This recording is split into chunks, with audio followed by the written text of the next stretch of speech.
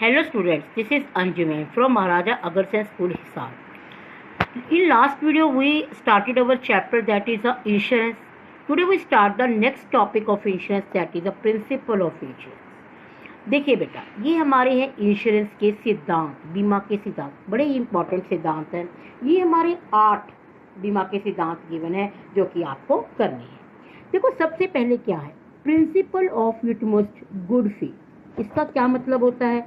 इसका मतलब होता है परम सद्विश्वास का सिद्धांत। देखो अगर हम इंश्योरेंस करवाते हैं ना बेटा, इंश्योरेंस के अंदर हमारा पहला प्रिंसिपल बनता है कि दोनों पार्टीज, एक तो हमारा करवाने वाला और एक करने वाला, इंश्योर्ड और इंश्योरर, तो दोनों के बीच में आपस में फेथ होना चाहिए, विश्वास होना चाहिए।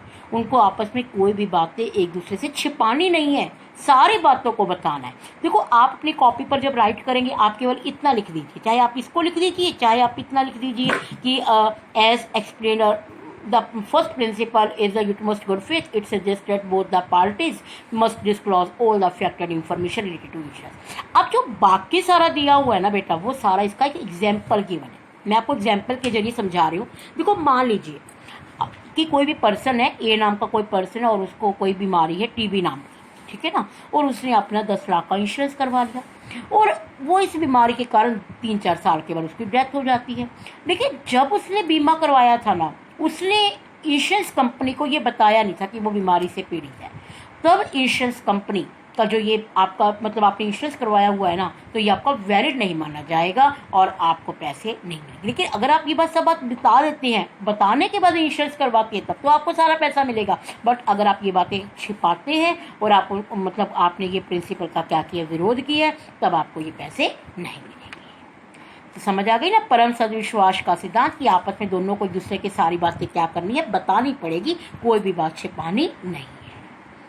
सेकेंड है प्रिंसिपल ऑफ इंश्योरेबल इंटरेस्ट। इसका मतलब है बीमा योग्य हित का सिद्धांत। इसका मतलब है बेटा कि insured has full interest in the property और लाइफ सो इंश्योर्ड बाय, कि आप अगर किसी प्रॉपर्टी का बीमा करवा रहे हो ना बेटा, तो उस प्रॉपर्टी पर आपका पूरा इंटरेस्ट होना चाहिए, उसके लॉस होने पर आपका लॉस होना चाहिए। देखो अब आपा है, अब आपा लोग घर में है, अपनी प्रॉपर्टी का बीमा करवाते हैं, अपने घर का कराते हैं, गाड़ी का कराते हैं, दुकान का करवाते हैं। ये तो नहीं कि हम पड़ोसी की दुकान का करवाते हैं, क्योंकि पड़ोसी की दुकान पे अगर लॉस होता है तो हमारा लॉस नहीं हो रहा ना। तो आप केवल उसी प्रॉपर्टी का मतलब इंश्योरेंस करवा सकते हो जिसमें आपका इंटरेस्ट है, जिसके लॉस होने पर आपको लॉस होगा। मान लीजिए आपने किसी से पैसे लेने हैं तो आप उस व्यक्ति का बीमा करा सकते हो क्योंकि आपका उस पर इंटरेस्ट है। तो अब जैसे चलो एक और एग्जाम्पल दिया हुआ इसमें हस्बैंड वाइफ का, कि मान लीजिए हस्बैंड ने वाइफ का इंश्योरेंस करवा दिया और कुछ टाइम बाद उनका डाइवोर्स हो गया, तो अब ये इंश्योरेंस वैलिड माना जाएगा कि नहीं माना जाएगा?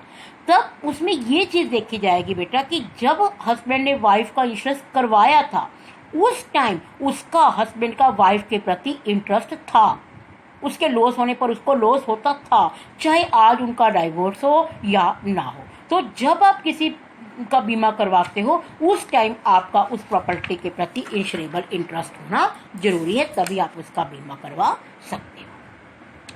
थर्ड इज प्रिंसिपल ऑफ एंडेमिनिटी, क्षतिपूर्ति का सिद्धांत। अब इसमें ये कहा हुआ है बेटा कि ये जो है ना हमारा मतलब पॉलिसी है ना, ये लाइफ इंश्योरेंस पर अडॉप्ट नहीं होती क्योंकि लाइफ का कोई मोल नहीं होता।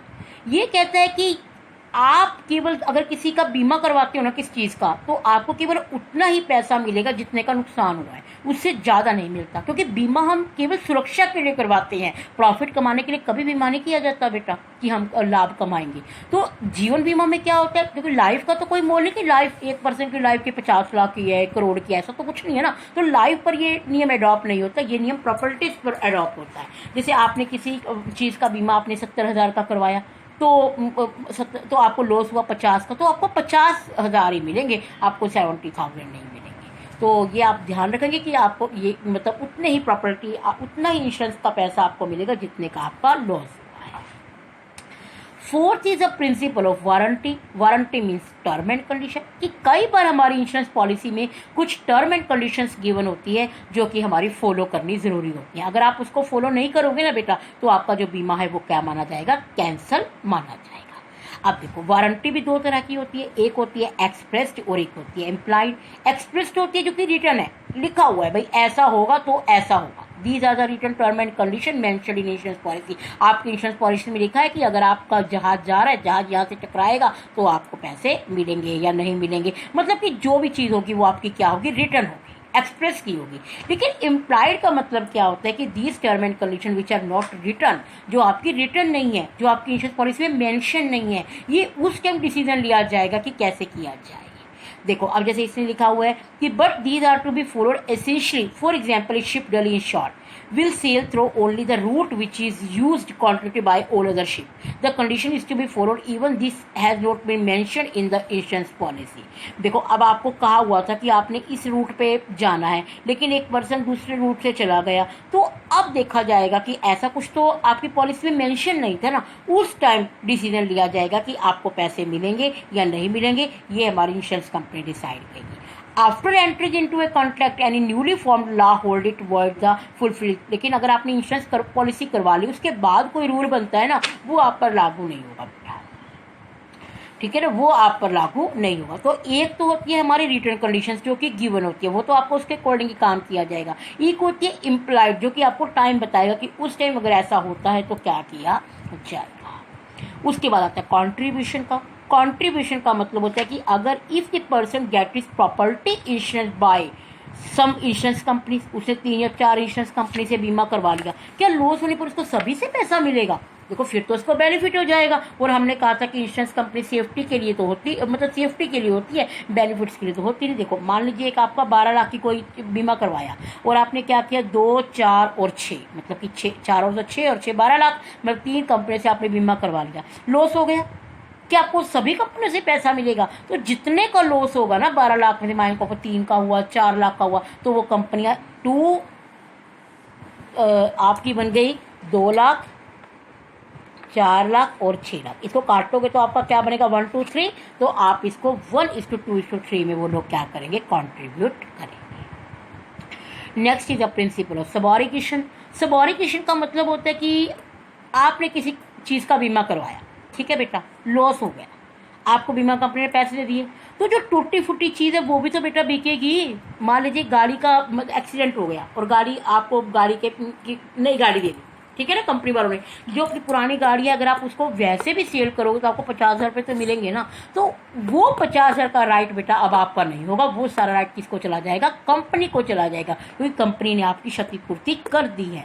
तो अगर आपकी कोई चीज़ प्रॉपर्टी को लॉस हुआ है और मतलब आपको उसके पैसे में पेमेंट मिल गई है, तो जो बची हुई प्रॉपर्टी है ना उस पर आपका कोई राइट नहीं।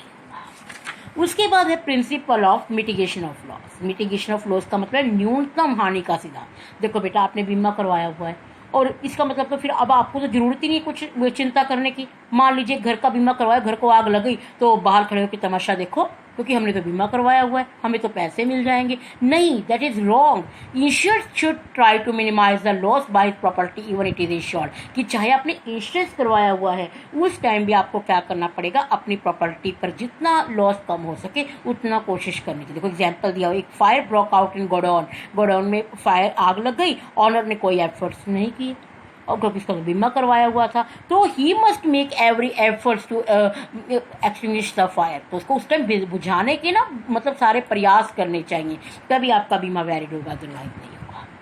फिर है principle of proximate cause. Proximate cause का मतलब होता है कि आपके का जब लॉस हुआ है ना, उसका सबसे निकटतम कारण देखा जाएगा कि लॉस किस कारण, तभी आपको पैसे मिलेंगे, अदरवाइज नहीं मिलेंगे कि वो लॉस हुआ कैसे है। इसमें भी शायद आपके पास एक एग्जाम्पल गिवन था, इसका एक एग्जाम्पल होगा, if a ship get damage due to constant friction with iceberg and the cause damage to the stock as well. Now this damage is to stock which is insured.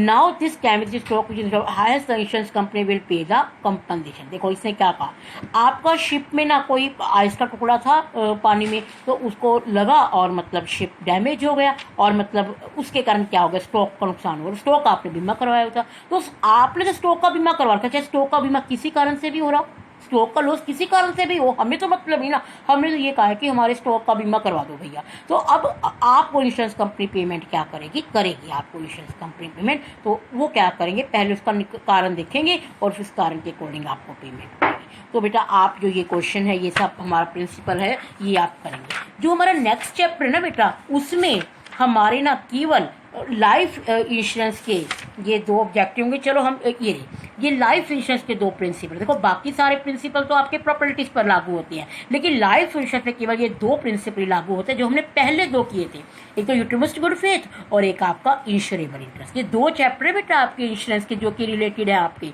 तो अब मैंने अब आपको क्या क्या करवा दिया कि आपको इंश्योरेंस कितनी तरह की होती है, आज हमने प्रिंसिपल की है, तो 8 प्रिंसिपल किए हमने, उसमें से 2 प्रिंसिपल तो ऐसी हैं जो लाइफ पर भी लागू होती है और प्रॉपर्टी पर भी लागू होती है, लेकिन जो बाकी 6 प्रिंसिपल है वो हमारे प्रॉपर्टी पर लागू होते हैं। ठीक है बेटा, ओके।